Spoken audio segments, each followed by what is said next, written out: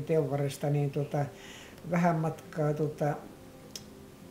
matkaa siitä risteyksestä Suomeen päin, niin oli kuule Kekki, kaatuneiden evakuoimispaikka.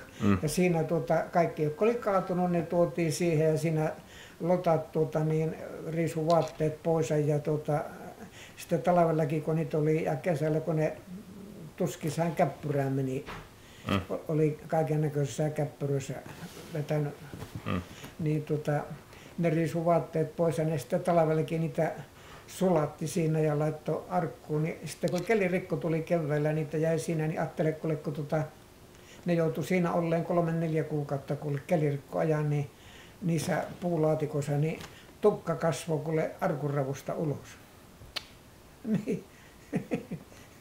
Tuuli heilutteli tukkaa arkunravusta. Oli se